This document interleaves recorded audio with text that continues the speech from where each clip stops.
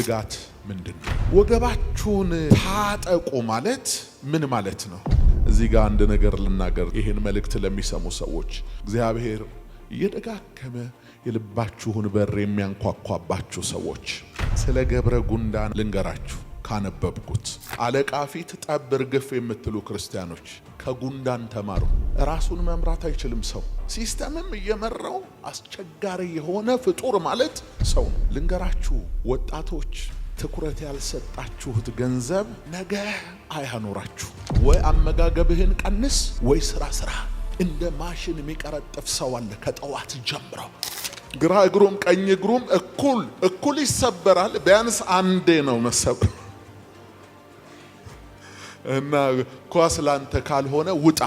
በየትኛውም ሰዓት ሊመጣ ይችላል። መብትና ስልጣኑ የሱ ነው። ሉሲፈር ነው ሌባ የተባለው። እችም አገልግሎት ሆና እኮ ልባችን እንዴት እንዳበጠ የሚያገለግለን እሱ ነው። እኛ በቴዎሎጂ ጦርነት እንድንከፍት አይደለም እግዚአብሔር ሐሳብ። በቅርብ ጊዜ በምድራችን ላይ የሚሆን ነገር አለ። ስለዚህ ተዘጋጁ። ከሁሉ አስቀድሜ በዛሬው ዕለት በዚህ ማለዳ ይህንን መልእክት የምንሰማበትን ዋና ምክንያት ልነግራችሁ እወዳለሁ። ይህንን ትምህርት ለምንድን ነው የምንማረው? የመልእክቱ አመክንዮ ወይንም ምክንያት ምንድን ነው? ርዕሱ እንደሰማችሁት ተዘጋጁ የሚል ነው። ተዘጋጁ እና ለምንድን ነው ጌታ መንፈስ ቅዱስ ዛሬ ይህንን ርዕስ የሰጠን? በአጭር ቃል የዘመኑን መልክ ተረድተን ራሳችንን እንድናዘጋጅ ነው። ጌታችን ኢየሱስ ክርስቶስ ስለ እግዚአብሔር መንግሥት መልክ በበርካታ ምሳሌ ሲያስረዳቸው ቆይቶ ይህንን ለደቀ መዛሙርቱ ተናገረ። እንደምታስታውሱት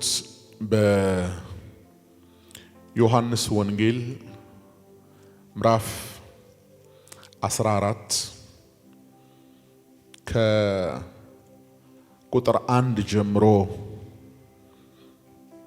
በምናነበው የመጽሐፉ ክፍል ውስጥ ልባችሁ አይታወክ፣ በእግዚአብሔር እመኑ፣ በእኔም ደግሞ እመኑ። በአባቴ ቤት ብዙ መኖሪያ አለ። እንዲስ ባይሆን ባልኳችሁ ነበር። ስፍራ አዘጋጅላችሁ ዘንድ እሄዳለሁና ሄጄም ስፍራ ባዘጋጀሁላችሁ እኔ ባለሁበት እናንተ ደግሞ እንድትሆኑ ሁለተኛ እመጣለሁ፣ ወደ እኔም ወስዳችኋለሁ ብሎ ነበርና ያ ቃል ይፈጸም ዘንድ ተመልሶ ስለመምጣቱ በምሳሌ ነገራቸው። የሉቃስ ወንጌል ምዕራፍ 12 ቁጥር 35 ጀምሮ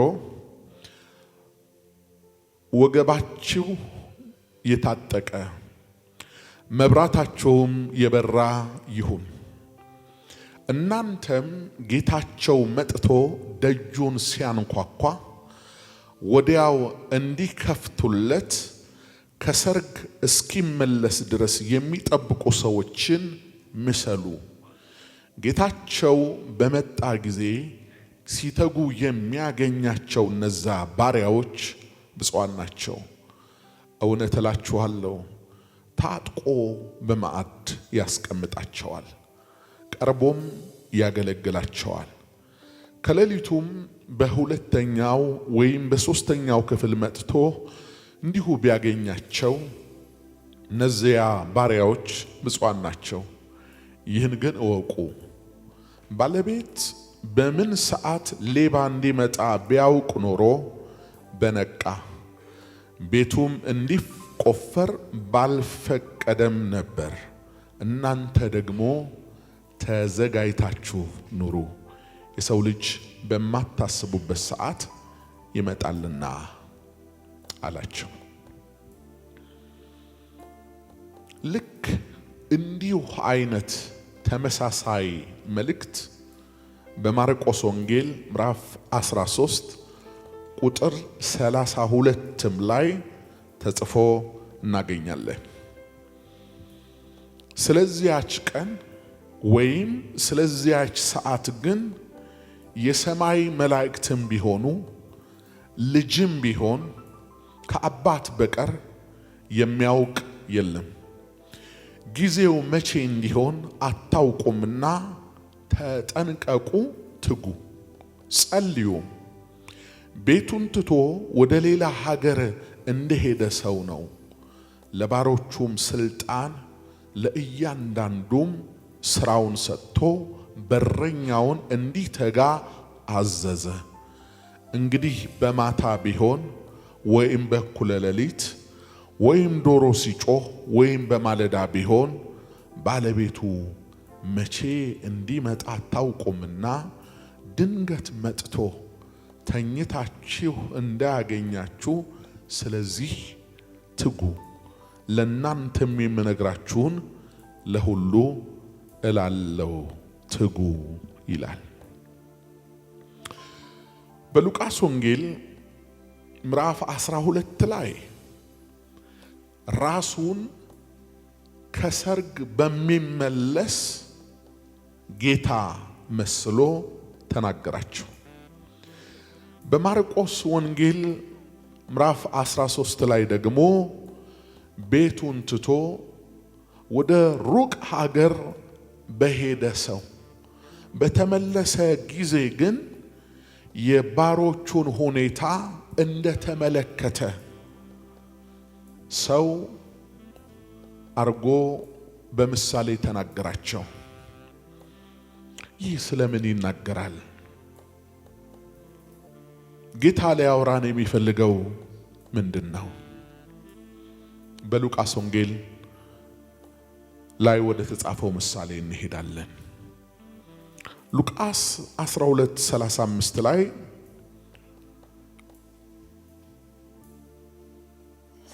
አስቀድሞ ከዚህ ቁጥር በፊት ስለ እግዚአብሔር መንግስት በተለያየ መንገድ ለደቀ መዛሙርቱ ሲናገር ቆየና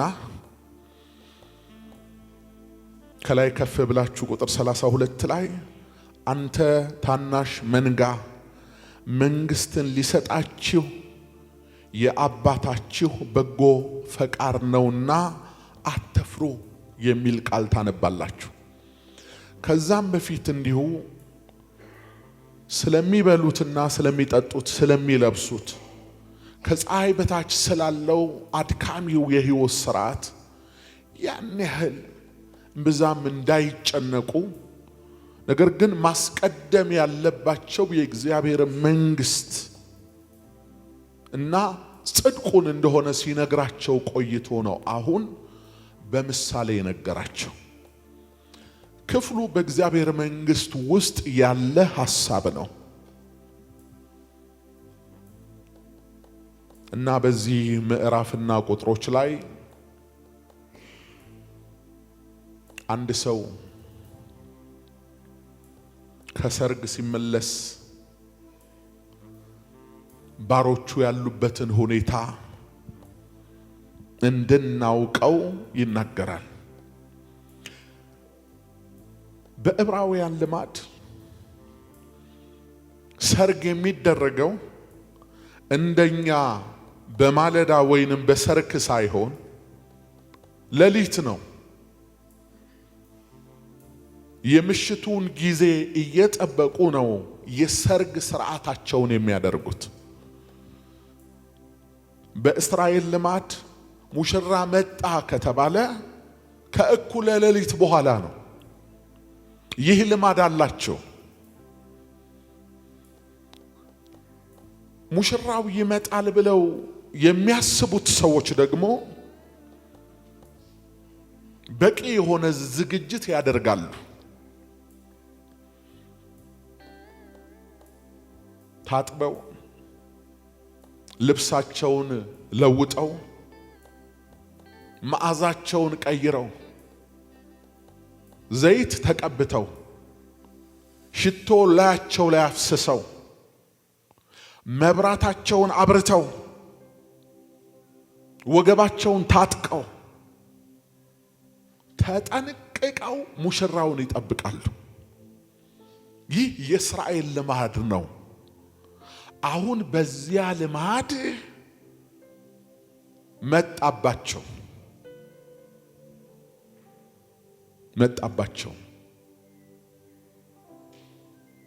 በአጋጣሚ እነዚህ ባሮች ልባምና ንቁ ባሮች ስለነበሩ ተኝተው አይደለም ያገኛቸው፣ ነቅተው ነው ያገኛቸው። ክብር ለእግዚአብሔር ይሁን።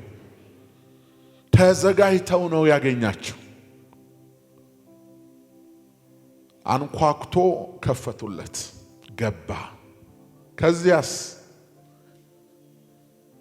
መገልገል ያለበት እሱ ነው። ዝግጅቱ ሁሉ የሚቀርበው ለሱ ነው።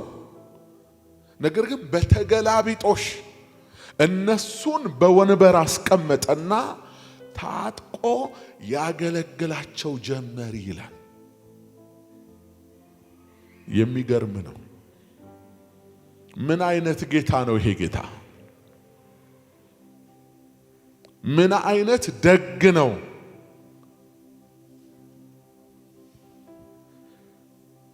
የሉቃስ ወንጌል ምዕራፍ 12 ቁጥር 35 ላይ ወገባችሁ የታጠቀ መብራታችሁም የበራ ይሁን፣ እናንተም ጌታቸው መጥቶ ደጁን ሲያንኳኳ ወዲያው እንዲከፍቱለት ከሰርግ እስኪመለስ ድረስ የሚጠብቁ ሰዎችን ምሰሉ እያለ እያስተማራቸው ነው። ምን እንምሰል ሲሉት ጌታቸው መጥቶ ደጅ ሲያንኳኳ አርፍደው አይደለም፣ ዘግይተው አይደለም፣ ወዲያው የሚከፍቱለትን ፈጥነው የሚከፍቱለትን ሰዎች ወይንም ባሮቹን ምሰሉ አላቸው። ጌታቸው በመጣ ጊዜ ሲተጉ የሚያገኛቸው እነዚያ ባሪያዎች ብፁዓን ናቸው አለ። ትጋት የብፅዕና ማዕረግን ያሰጣል። ይልቁንም ደግሞ በእግዚአብሔር ፊት መትጋት፣ በጌታ ፊት መትጋት ብፁዕ ያሰኛል። እውነት እላችኋለሁ ታጥቆ በማዕድ ያስቀምጣቸዋል፣ ቀርቦም ያገለግላቸዋል አለ። አስቀድሜ እንደነገርኳችሁ ልማዱ ወጉም መደረግ ያለበትም እኮ የሚመጣውን ጌታ ማገልገል ነው። ፕሮግራሙ የተዘጋጀለትን ዋና ሰው ማገልገል ነው። አሁን ግን ነገሩ ተለወጠ። ሊያገለግሉት የተዘጋጁት እነሱ ሆነው ሳለ ተለወጠና እነርሱ በዙፋን እንዲቀመጡ እርሱ ደግሞ በእነሱ ፈንታ ታጥቆ ማገልገል ጀመረ። ምን ትዝ ይላችኋል? በዮሐንስ ወንጌል ምዕራፍ 13 ላይ ሐሙስ ምሽት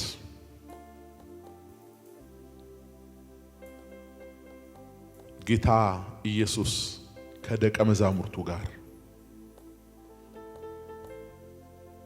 ፋሲካን ሲያደርጉ ድንገት ከማዕድ ተነሳ ይላል። ጌታ ኢየሱስን ከማዕድ በድንገት ያስነሳው ነገር ምንድነው? አንድ ዕውቀት ነው። ክፍሉ ሲጀምር ምንድነው የሚለው? ከእግዚአብሔር እንደወጣ አውቆ ወደ እግዚአብሔርም እንደሚሄድ አውቆ ከማዕድ ተነሳ ይላል። መነሻህና መድረሻህን ካወቅ መሃል ላይ የሚሆነው ነገር ሊያሳስብህ አይገባም። መሃል ላይ መውደቅ መነሳት፣ መሃል ላይ መሞቅ መቀዝቀዝ፣ መሃል ላይ ማግኘት ማጣት አለ። ይህ የሰው ሁሉ ዕጣ ፈንታ ነው። ከዚህ በፊት መሐሉ አይነገርም በሚለው ስብከት አገልግዬ አውቃለሁ። እግዚአብሔር መነሻና መድረሻህን ይነግርሃል እንጂ መሐል ላይ ስለሚሆነው አይነግርህም።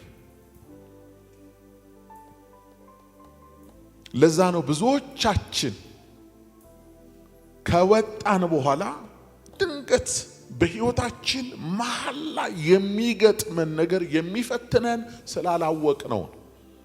አለማወቅ የሕይወትን ሌላ መልክ ያሳያል እንጂ ተስፋ ያስቆርጥ።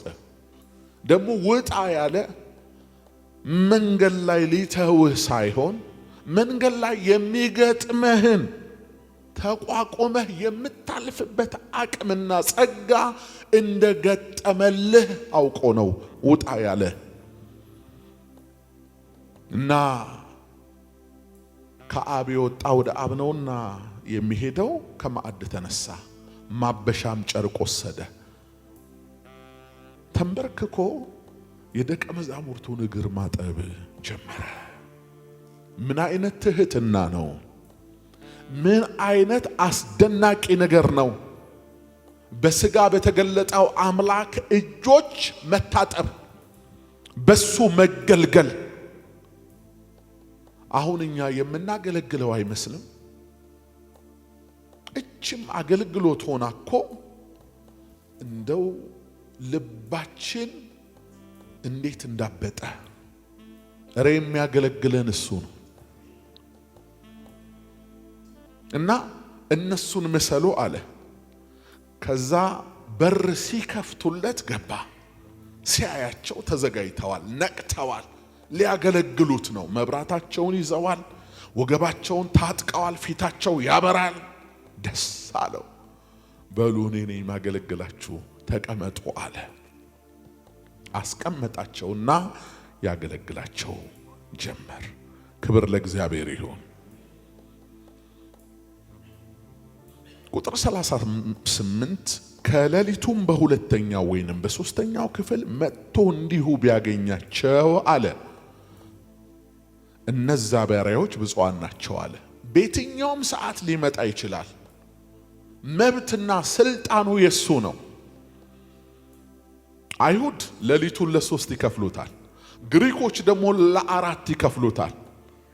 ከሌሊቱ በየትኛውም ክፍል ይምጣ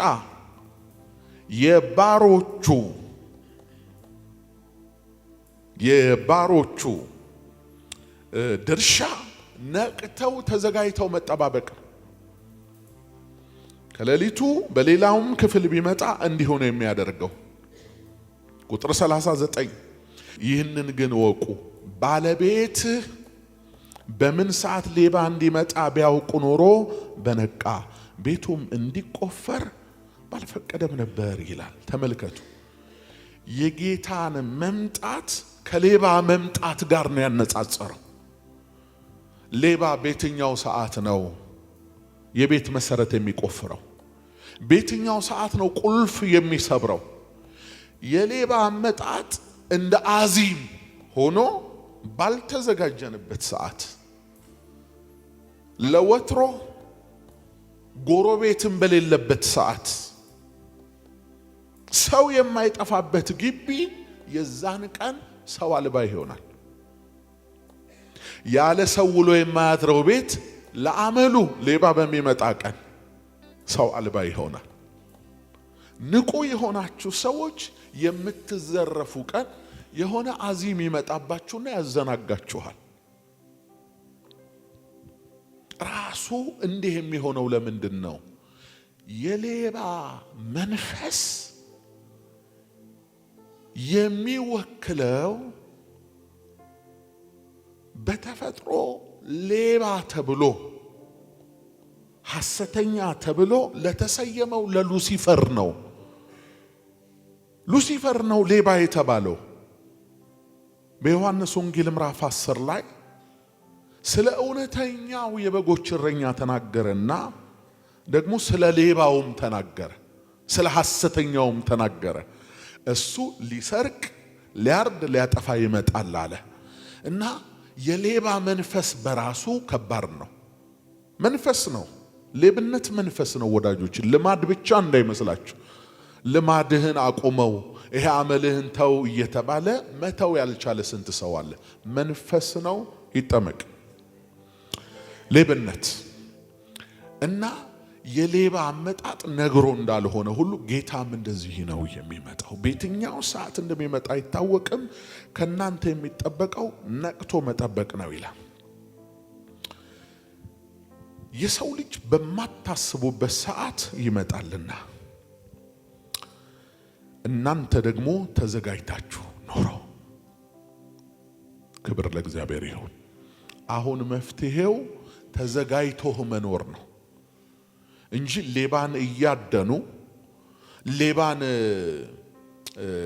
በወጥመድ እንይዘዋለን ብለው ዋጋ እየከፈሉ ጊዜን ማባከን አይደለም፣ መዘጋጀት ነው። ክብር ለእግዚአብሔር ይሁን። ምናልባት ይሄን ምሳሌ አንዳንድ ሰዎች ወይንም በዓለም ላይ ልዩ የሆነ የስነ መለኮት አተያይ እንዳለ እናውቃለን።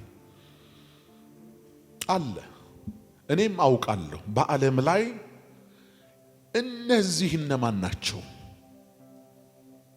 ተክተው ጌታቸውን የሚጠብቁ ባሮች። ከዚህም ጋር ተያይዞ ማቴዎስ 25 ላይ እነዛ ቆነጃጅቶች እነማን ናቸው የሚል ነገር ሰምታችሁ ታውቃላችሁ። እስራኤል ናት ወይስ ቤተ ክርስቲያን ናት የሚል ክርክር አለ። የኔ መልስ እስራኤልም ትሁን ቤተ ክርስቲያን ተዘጋጅታችሁ ኑሩ ነው።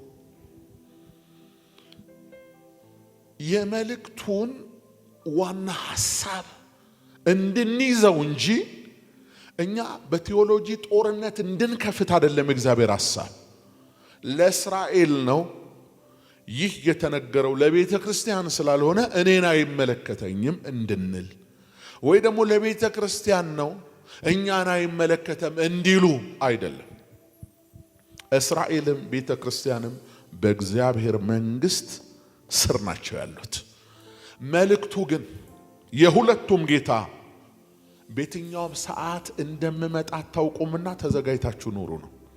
ይሄንን ከያዛችሁ ይበቃችኋል።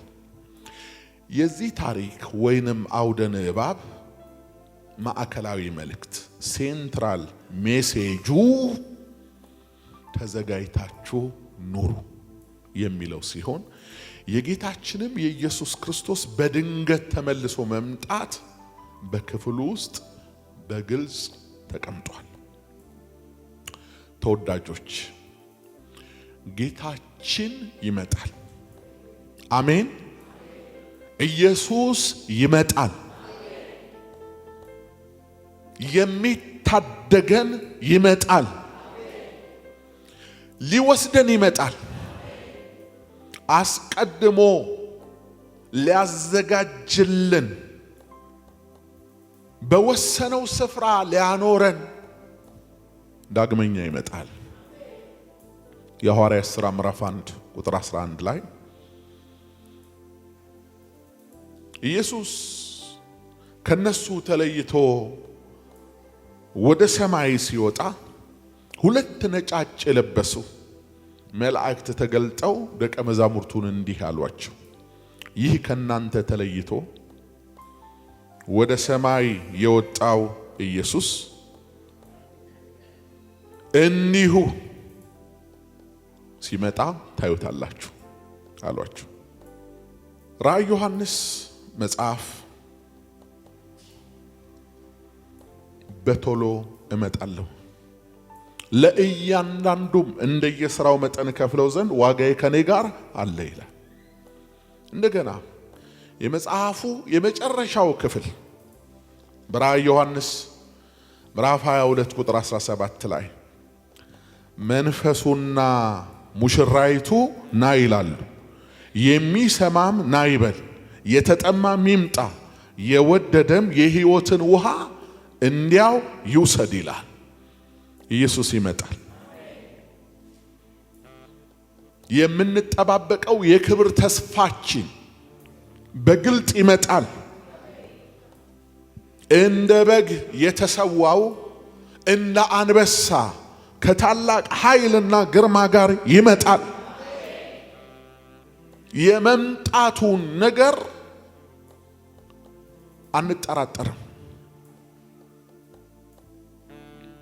በቅርቡ ኢየሱስ ይመጣል። በቶሎ ኢየሱስ ይመጣል። በሉቃስ ወንጌል ምዕራፍ 12 ቁጥር 35 ጀምሮ አሁን ባነበብነው ሐሳብ ውስጥ ወደ 5 የሚደርሱ መሰረታዊ ነጥቦች ተጠቅሰዋል። አንደኛው ወገባችሁን ታጠቁ የሚለው ነው። ሁለተኛው መብራታችሁን አብሩ የሚለው ነው። ሶስተኛው ነቅታችሁ ተጠባበቁ የሚለው ነው። አራተኛው ደጃችሁን ለሚያንኳኳው ክፈቱ የሚለው ነው። አምስተኛው ዘወትር ተዘጋጅታችሁ ኑሩ የሚል ነው። ወገባችሁን ታጠቁ ማለት ምን ማለት ነው? ወገባችሁን ታጠቁ ማለት በመጽሐፍ ቅዱስ ትርጉም የልቦናን ንጽህና ገንዘብ አድርጉ። ሐዋርያው የልባችሁን ወገብ ታጥቃችሁ ስለሚል ልብ ወገብ አለው። ወገብ ደግሞ በመታጠቂያ በዝናር በቀበቶ በመቀነት ይጠነክራል። ልብ የሚጠነክረው በንጽህና ነው። ስለዚህ በንጽህና ቀበቶ ታጠቁ እያለ ነው። መብራታችሁን አብሩ ማለትስ ምን ማለት ነው? ጨለማን ወይንም ድንቁርናን አስወግዱ ማለት ነው። ነቅታችሁ ተጠባበቁ ማለትስ ትጋትን እያሳያችሁ ንቁ ሆናችሁ በእድሜ ዘመናችሁ ኑሩ ማለት ነው። ደጃችሁን ለሚያንኳኳው ክፈቱ ማለትስ ሁለት ናቸው የሚያንኳኩት። ደጅ የተባለው ልባችን ነው፣ ወይንም ፈቃዳችን ያለበት አይምሯችን ነው። ክፉም ያንኳኳል። ሲያንኳኳ ክፉን የምንለየው በድምፁ ነው። ድምፁ የእረኛችንን አይመስልም። ጌታ እንደነገረን በጎቹ ስለማያውቁት ከእርሱ ይሸሻሉ ተብሏል። እኔን ግን ያውቁኛል አለ። እኛ ጌታችንን የምናውቀው በድምፁ ነው። በድምፁ ነው። ታውቃላችሁ፣ አሁን በአካል የለም፣ በስጋ በመካከላችን የለም ክርስቶስ። በመንፈስ ግን በእኛ ዘንድ ነው ያለው። ስለዚህ ጌታ ከኛ ጋር እንደሆነ እንደሚያናግረን፣ በመንገዳችን እንደሚመራን፣ ምሪት እንደሚሰጠን በምንድን ነው የምናውቀው? በድምፁ። ያ ድምፅ መጥቷል። የሐዋርያት ሥራ ምዕራፍ 2 ላይ የምትመለከቱት ድንገት እንደሚነጥቅ አውሎ ነፋስ ድምፅ ከሰማይ መጣ ይላል። ያ ድምፅ መንፈስ ቅዱስ ነው። መንፈስ ቅዱስ የክርስቶስ ኢየሱስ ድምፅ ነው። መንፈስ ቅዱስ የእግዚአብሔር ድምፅ ነው። ድምፄን ይሰማሉ ብለዋል ማለት ነው። ስለዚህ ደጅ ለመክፈት ወይ ፈቃዳችንን አሳልፈን ለመስጠት ማነው እንላለን። ብዙ ጊዜ በራችሁ ሲንኳኳ ማነው ሳትሉ አትከፍቱም መቼም፣ ካልሆነ በካሜራ አይታችሁ ለይታችሁ ካልሆነ በስተቀር። ማነው ስንል እኔ ነኝ ለሚለን ለእረኛችን ለሱ ፈጥነን እንክፈትለት። እዚህ ጋር አንድ ነገር ልናገር፣ ጥቂት ነገር። ይህን መልእክት ለሚሰሙ ሰዎች እግዚአብሔር እየደጋገመ የልባችሁን በር የሚያንኳኳባችሁ ሰዎች፣ አፋጣኝ ምላሽ ለመስጠት የተጨነቃችሁ፣ መወሰን ያቃታችሁ፣ እውነት ሕይወት መንገድ ወደ ሆነው ጌታ ለመምጣት በብዙ የዘገያችሁ ወይ ደግሞ ከባድ የሆነ እንቅልፍ ላይ ላላችሁ ሰዎች መልእክቴ ይሄ ነው። የሚያንኳኳው ጌታችሁ ነው። ክፈቱለት፣ እሺ በሉ። ሕይወት እንዲሆንላችሁ የዘላለም እረፍት ውስጥ ራሳችሁን እንድታገኙት እሺ በሉት። እያንኳኳ ነው። በመጨረሻ ዘውትር ተዘጋጅታችሁ ኑሩ። ደጅ ለሚያንኳኳው ክፈቱ ማለት ምላሽ ስጡ ነው። ምላሽ ስጡ፣ ክፈቱ ነው። የመጨረሻው ተዘጋጅታችሁ ኑሩ ነው። እሱ አይለወጥም። ተዘጋጅቶ መኖር ነው። ሉቃስ 12 ቁጥር 37 ላይ አንድ ኃይለ ቃል አለ። ኃይለ ቃሉ ምንድነው? ጌታቸው በመጣ ጊዜ ሲተጉ የሚያገኛቸው እነዛ ባሪያዎች ብፁዓን ናቸው። ስለ እነዚህ ባሪያዎች ጥቂት ልናገር።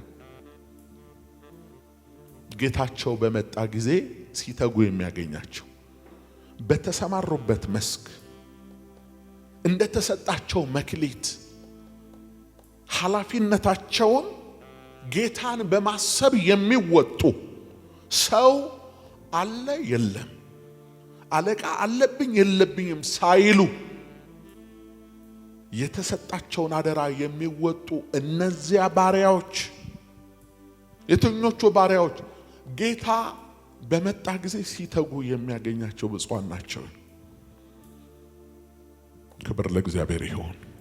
የትጋት መንፈስ ያለባቸው ባሪያዎች፣ ጌታቸው ደስ የተሰኘባቸው፣ አይ ከዚህ በኋላ ማታገለግሉኝም እኔ ነኝ ማገለግላችሁ ብሎ በዙፋን ያስቀመጣቸው፣ ታጥቆ ያገለገላቸው እነሱ ብፁዓን ናቸው።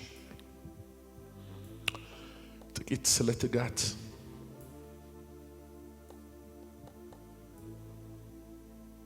ልንገራችሁ። በአጋጣሚ ይህ ዓመት 2018 ለኛ እንደ ቤተ ክርስቲያን የትጋት ዓመታችን ነው። ይህም በመሆኑ ጥቂት ስለ ትጋት ላወራችሁ እፈልጋለሁ። ትጋት ምንድን ነው? ምንድን ነው? ወይንም ደግሞ ትጋት ምንድን ነው ብሎ ለሚጠይቃችሁ ሰው መልሳችሁ ምንድን ነው? ትጋት በማስተዋልና በጽናት የሚተገበር የማይቋረጥ ብርቱ ጥረት ነው። ምን ትጋት ብላችሁ ነው መመለስ ያለባችሁ። ልድገምላችሁ። ትጋት በማስተዋልና በጽናት የሚተገበር የማይቋረጥ ብርቱ ጥረት ነው።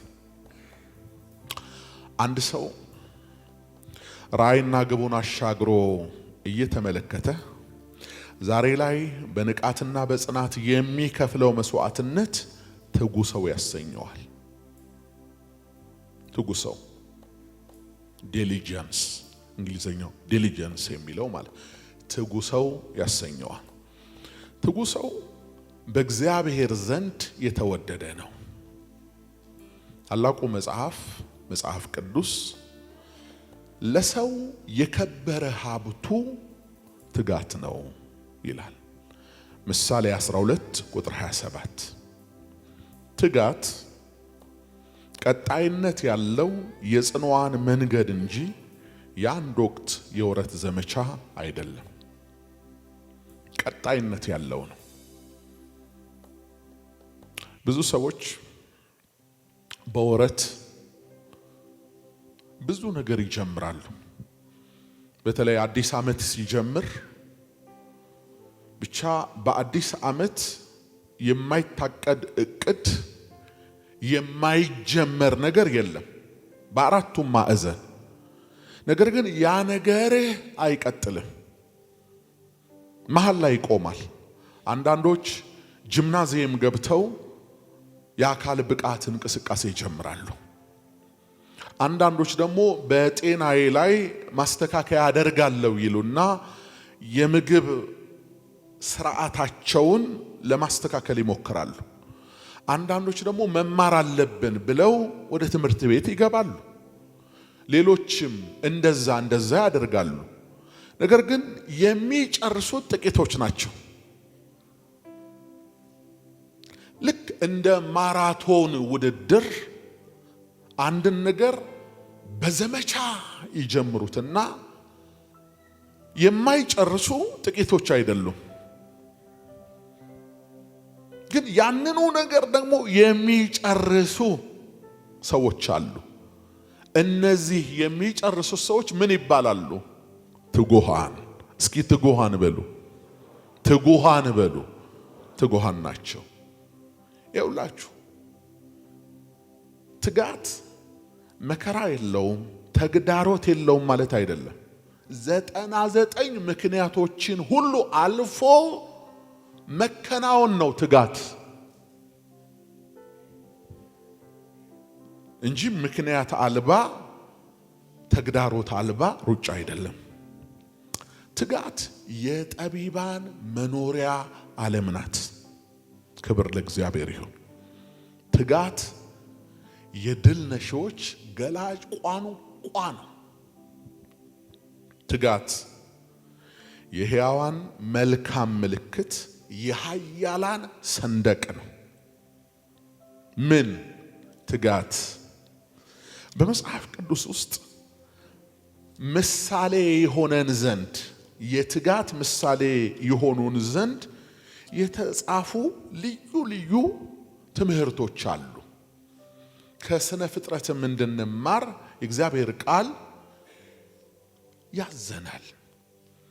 በመጽሐፈ ምሳሌ ምዕራፍ 6 ከቁጥር 6 እስከ 11 ያለውን እስኪ ቤቱ ያንብብ ደግሞ ጉባኤው።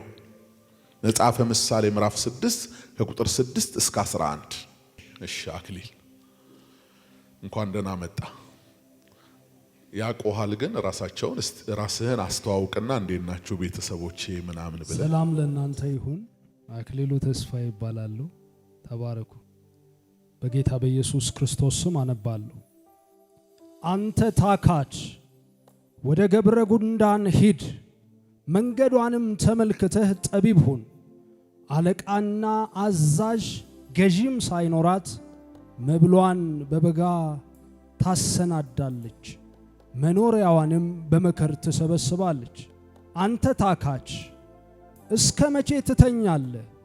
ከእንቅልፍህስ መቼ ትነሳለህ? ጥቂት ትተኛለህ፣ ጥቂት ታንቀላፋለህ፣ ትተኛም ዘንድ ጥቂት እጅህን ታጥፋለህ። እንግዲህ ድህነት እንደ ወንበዴ ችጋርህም ሰይፍ እንደ ታጠቀ ሰው ይመጣብሃል ይላል። ሃሌሉያ! ለአነባበቡ ጭብጨባ ይገባል እኮ። ያው አገልጋይ ስለሆነ የመድረክ ሰው ስለሆነ በቦልድነስ ነው ያነበበው። እንደዚሁ ማንበብ አለባችሁ። ስለ ገብረ ጉንዳን 6 ነገሮችን ልንገራችሁ ካነበብኩት። ጉንዳን ታውቃላችሁ አይደል? ስለ ጉንዳን ነው ማወራችሁ። ጆሮ አልባ ነው። ጉንዳን ጆሮ የለውም። አንዳንድ ሰው መስሚያዬ ጥጥ ነው ይላል። ምን ማለቱ ነው? አልሰማም ነው።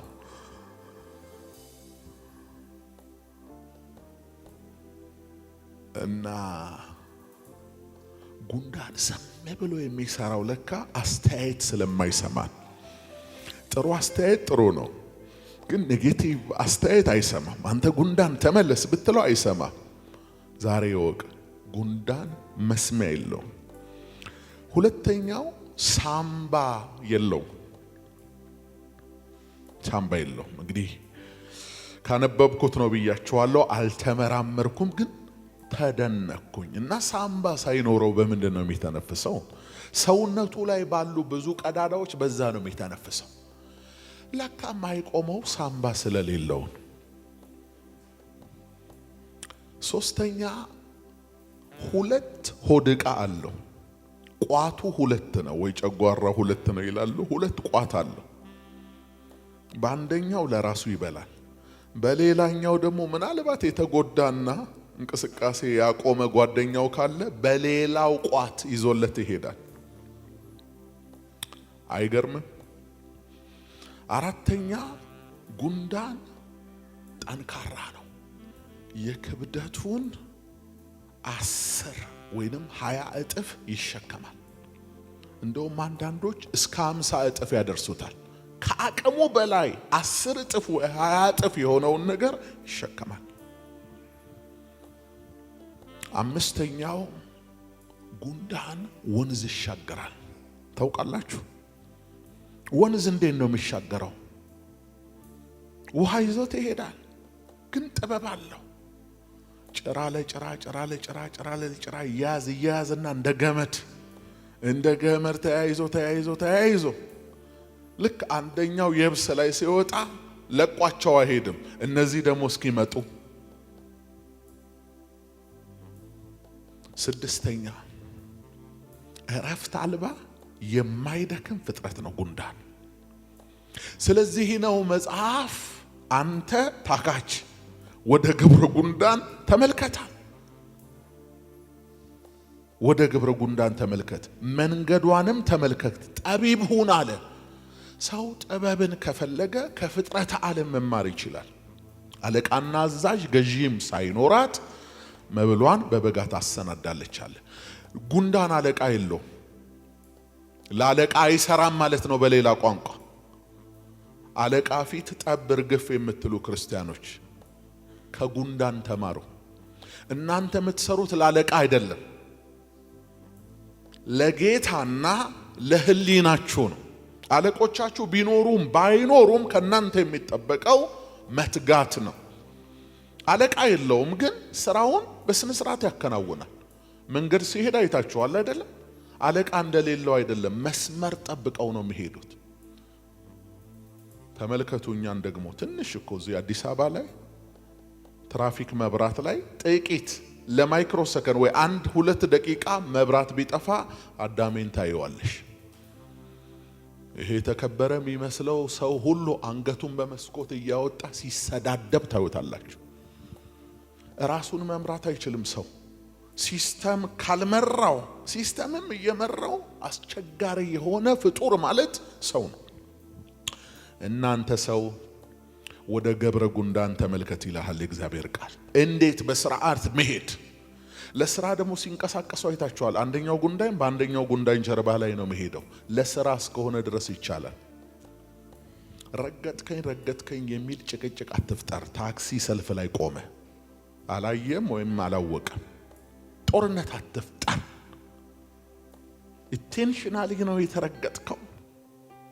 ምን ያህል ቶን ነው እግርህ ላይ የወደቀው? ምን ጉዳት አደረሰብህ የሚለው ሁሉ መጠናት አለበት። ጉንዳን እርስ በርሱ ሲተላለፍም ለስራ ነው፣ ይቻላል። ከዛስ መኖሪያዋን በበጋ ነው የምትሰበስበው። በክረምት ጠርጎ ይወስዳቸዋል ጎርፍ። ስለዚህ በበጋ ይሰበስባሉ። ልንገራችሁ ወጣቶች፣ ዛሬ ትኩረት ያልሰጣችሁት ገንዘብ ነገ አያኖራችሁ። ዛሬ የምትበትነው ነገ ላይ ተመልሶ አይመጣም። ጉልበት እያለ ዕውቀት እያለ ሰብስብ፣ ጥሪት ሰብስብ። ነገ በሰው እጅ እንዳትወድቅ ያደርጋል። ነገ የሰው ፊት እንዳትመለከት ያደርጋል። የጨለማ ግሮሰሪዎች ውስጥ አትበትን ገንዘብህን። ለአዝማሪና ለጎዳና ሴቶች አትበትን ገንዘብህን። ገንዘብ ካላስገባኸው ዝም ብለህ የምታወጣው ከሆነ አላቂ ነው። የፈለገ ቢሊዮን ዶላር ይሁን። አላየህም? በዓለም ላይ ስንት የነበራቸው ሰዎች ጎዳና ላይ ወድቀው የማያልቅ የሚመስልህ ገንዘብ ያልቃል። ገንዘብ አይደለም እድሜህ ያልቃል። ስለዚህ ገንዘብህን እንዴት እንደምትይዘው እወቅ፣ ጠቢብ ሁን። እንደ ጉንዳን በበጋ ሰብስብ። ክረምት ማለት ከላይ ዝናብ ከታይ ጭቃ፣ ማንም አንተን ሊያገዝህ የማይችልበት ጊዜ ነው። በቃ አንደርግራውንድ ይገባል። ከመሬት በታች ይገባል እህሉን ሰብስቦ። ተጨማሪ ደግሞ የሰበሰብኩት አይበቃም ካለም አንዳንድ የራሱን ጥበብ እየተጠቀመ ጥቃቅን ነፍሳትን ኢንሴክቶችን እነሱን ምናምን በሸረሪት ድር ምናምን አሰራ አድርጎ የሆነ ቀን መገባቸዋለሁ ብሎ እንደዛ ሁለት ቋት ያለው መስራት አለ። እንዲህ እየበላ ካልሰራ አደጋል። ወይ አመጋገብህን ቀንስ ወይ ስራ። እንደ ማሽን የሚቀረጥፍ ሰው አለ ከጠዋት ጀምሮ። ይኸውላችሁ ሰው በጣም የሚበዛባቸው ቦታዎች የት ናቸው? ምግብ ቤቶች። ስጋ ቤትማ በስማ ሻቦላ ነው የሚመስለው። የጦርነት ሁሉ ቢላዋ ይዞ ጫጫታው በኖ። መብላት ጥሩ ነው፣ መጫወት ጥሩ ነው። ምትበላው ግን በራስ ገንዘብ ነው ወይ? ሁሌ ተጋብዛ አይሆንም። ሁሌ ተከፍሎልህ አይሆንም። ስራ መስራት አለብህ። ደግሞ እንደዚህ አይቀጥልም። ሁሌ ፋሲካ የለም። በጋ ነው፣ ለክረምት አስብ። ብርሃን ነው፣ ለመጪው ጨለማ አስብ እና ከጉንዳን ተማር። ታካች ብሎ አይደለም የሚያወራው የሚጀምረው። አንተ ታካች ሰነፍ። ታካች ወይንም ሰነፍ ምንድን ነው? ባጭር ቃል ይገለጽ፣ ሰበበኛ ማለት ነው። ላለመቻሉ ሰበብ፣ ላለመማሩ ሰበብ፣ ላለመከናወኑ ሰበብ፣ ስራ ላለመያዙ ሰበብ፣ ስልጣን ላይ ላለመውጣቱ ሰበብ ብቻ የሚደረድር ሰው ምን ይባላል? ሰነፍ ወይንም ታካች። እና አንተ ታካች፣ አንተ ታካች። ስለ ታካች ስለ ሰነፍ ብዙ ብሏል አይደል መጽሐፍ? ምንድነው የምታስታውሱት? እስኪ አንዳንድ ጣል አድርጉ። ምን ትዝ ይላችኋል? ግጭ አዎ፣ የመጀመሪያው የሰነፍ መገለጫው ምን መሰለ? ፈላስፋ ነው ሰነፍ። ፈላስፋ ስላችሁ ፍልስፍና ራሱን የቻለ ሳይንስ ነው፣ ዕውቀት አለው። ግን ይሄ የሰነፍ ፍልስፍና ምን መሰለ? የደነቆረና የደነዘዘ ፍልስፍና ነው። የሚጀምረው እግዚአብሔር የለም ብሎ። ሰነፍ በልቡ ምን ይላል?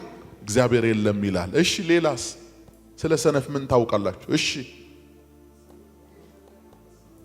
አዎ፣ ሰነፍ እንጨት ሰብረና ሲባል ምን ይላል? መንገድ ላይ አንበሳ አለ ይላል። አላየም፣ አንበሳ አለ ብሎ። ይሄ አንዳንድ ሰዎች የሉም ቤታችሁ አረባክሽን ሄደሽ ይሄን ነገር አምጪልኝ ሲባል እናቶች ሲያዟቸው እዛ ቁጭ ብለው እስኪ ወንፊት አምጪ፣ እሷ አልጋ ላይ ቁጭ ብላ እየተገላበጠች ቲክቶኳን ወይ እማዬ ምትላለች።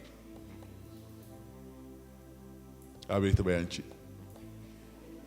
ሰነፍ እንደዚህ። እሺ ሌላስ? ሰነፍ ለሰነፍ ክብር አይገባውም ይላል። እውነት ነው። በምን ይከበር? እሺ ሰነፍ ሌላ ማአት እኮ ነው ያለው። እንደው ሰለሞን ስለ ሰነፍ የጻፈውን ብታዩት ምን ይላል መሰላችሁ? ሰነፍን ከእህል ጋር በመቆጫ አርገ በዘነዘና ብትወቅጠው አለ ስንፍናው ከሷ ይርቅማል። እና ሰነፍ በመምከር ጊዜ የምታጠፉ ሰዎች ጊዜያችሁ እየበከነ ነው። አይሰማችሁም? አንገቱን ሲነቀንቅ የሰማ መስሎሃል እንዴ? አይሰማህም። በአይምሮ ሄዶ ሌላ ነገር እያሰበን እና ሰነፍን እየመከርክ ለውጠዋለው አትበል ነው። በሙቀጫ ውስጥ ጨምረ በዘነዘና ብትወቅጠው እንደ ገብስ ብሸከሽከው ሰነፍ ስንፍና ኩራቱ ነው። እሺ ሰነፍ አዎ ደግሞ ከመከርከው ይጠላሃል አለ። ጎሽ ካስይ ጥሩ አመጣ። ሰነፍን አትምከረው ይጠላሃል። አረ ቶሎ ወደ ጠቢብ እንለፋ። ምን አጠማመደኝ። ትጉ እንሁን። ለትምህርትና ለእውቀት እንትጋ፣ ለስራ እንትጋ፣ ለልዩ ልዩ ተልእኮ እንትጋ። በመንፈሳዊ ዘርፍም እንደ ሐዋርያት ለቃሉና ለጸሎት ይተጉ ነበር ይላል። በተሰጠ ድርሻ ትጋ። በጌታ በኢየሱስ መትጋት ማለት ምን ማለት ነው? ለአንዳንድ ሰው ሌሊት እየወጡ ማታ መግባት ነው ያለ ስራ። ደሞችን ሰምተ ያለ ስራ ሌሊት ተነሳ አሉ። ቀኑ አይሄድልህም። ስራ የለህማ ሌሊት ለምን ትነሳ? እንደውም በጣም ተኝተ እኩለ ቀን ላይ በተነሳ አይሻልም? አንደኛ ቁርስ ትዘላለህ። የለህማ ሰነፍ ስለሆን ቁርስ ስለሌለ ትዘለዋለህ። አሁን ሌሊት ተነሳ ማለት አይደለም። ሌሊት መነሳት ያለበት ስራ ያለው ሰው ነው፣ የሚሰራ ሰው ነው። ወይ ተነስተ ሩጫ ሩጥ፣ ወይ አካል ብቃት እንቅስቃሴ አድርግ ማለት ነው። እሱም ለሰነፍ አይሆን። ሰነፍ በዝናብ መሮጥ አይፈልግም። ሰነፍ ይሄ ኮምፈርት ዞኑን መልቀቅ አይፈልግም። ሰነፍ የአካል ብቃት እንቅስቃሴ በትጋት አድርጎ ሰውነቱ ቅርጹን ማስተካከል አይፈልግም። ጣፋጩ ነው ዝም ብሎ መብላት የሚፈልገው። በቃ ሰነፍ ራሱ አበላሉ ያስታውቃል፣ ላይፍ ስታይሉ ያስታውቃል። ሰነፍ ይጎመጃል። እንደ ሰነፍ የሚጎመጅ የለም። ስራ የለም። ዝም ብሎ የሀብታም ሕንፃ እያየ ወይኔ ለኔ አርገው ይላል። ጫትም እየቃመ የሚመርቁት ደግሞ አሉ። እንደሱ ያለ ዱዓም ያደርጉለታሉ ማለት ነው። እንደሱ በሱ አይሆንም። ተክቶ በመስራት ነው የሚሆነው። የሰነፍ እጅ ትገብራለች አለ፣ የጠቢብ እጅ ግን ታስገብራለች። ሰነፍ ለጠቢብ ነው የሚገብረው። እና ትጋት የትጋት ዓመታችን ነው። ክብር ለእግዚአብሔር ይሁን። አንዳንድ ሰው ደግሞ ማለዳ ተነስቶ የሆነ ቦታ ሲዋትት ቆይ እድሜ ዘመኑ የሚለፋ ሰው አለ። ታዲያ እኔ እለፋለሁ እኔ ሰነፍ ነኝ እንዴ ይላል። አንተ ሰነፍ አይደለህ። አንተ ምን መሰለ ጥበብ የጎደለ ከርታታ ነህ። ባካና ማለት ነው። ባካና የት እንደምትሰማራ ስላላወክ ነው። ምን ማለት ነው? በዚህ ድምፅ አርት ክበብ ገብተ ምታላዝም ነው። ምን ለመፍጠር ነው? አንተ እኮ አይሆንም፣ ድምፅ አይሆንም። እና በከንቱ እያስበላው ነው። አንቺም ሴትም ከሆንሽ አትሆኝም። በቃ ለዛ ነገር አትሆኝም። ምን ማለት ነው? አንድ ሰው 30ዎቹ አልፈውት 40 50 አልፈውት በቃ የኢትዮጵያ ብሔራዊ ቡድን እግር ኳስ ተጫዋች መሆን አለብኝ ብሎ በወኔ ኢትዮጵያ ለአፍሪካም ዋንጫ ለዓለምም ማለፍ ስላልቻለች ነሸጥ አርጎት ይጀምራለሁ ብሎ ቁምጣ ለብሶ ታኬት አርጎ ቢወጣ ምንድነው የሚሆነው? ማታ ላይ ምን ትጠብቃላችሁ? የሆነ ሰው በቃሬዛ ሲመጣ በሩቅ አይታያችሁ? ግራ እግሩም ቀኝ እግሩም እኩል ይሰበራል። ቢያንስ አንዴ ነው መሰበር። እና ኳስ ላንተ ካልሆነ ውጣ፣ ንግድ ላንተ ካልሆነ ውጣ። የመድረክ አገልግሎት ራሱ በቃ ላንተ ካልሆነ ልቀቅ እና ባልሆነህ ቦታ አትሰማራ ነው። እሱ ከኪሳራ ያተርፋል። መልእክቱ ተዘጋጁ ነው። በቅርብ ጊዜ በምድራችን ላይ የሚሆን ነገር አለ። ስለዚህ ተዘጋጁ። የዘመኑን መልክ ስናየው ዓለማችን ወደ 11ኛው ሰዓት እየተጠጋጋች ያለ ይመስላል። ዝም ብላችሁ ስታዩ ማለት ነው። ቀኖቹ ሁሉ አልቀዋል። ጌታ በደጅ ነው። ምናልባትም ከዚህ ደቂቃ በኋላ የመጨረሻው መለከት ሊነፋ ይችላል። ስለዚህ እንዘጋጅ፣ ንስሐ እንግባ። በክርስቶስ ኢየሱስ ደም ታጥበን ወገባችንን ታጥቀን መብራታችንን አብርተን ሙሽራው ክርስቶስን እንድንቀበለው እንትጋ። በሁሉ አቅጣጫ የዝግጅት ጊዜ ይሁንልን።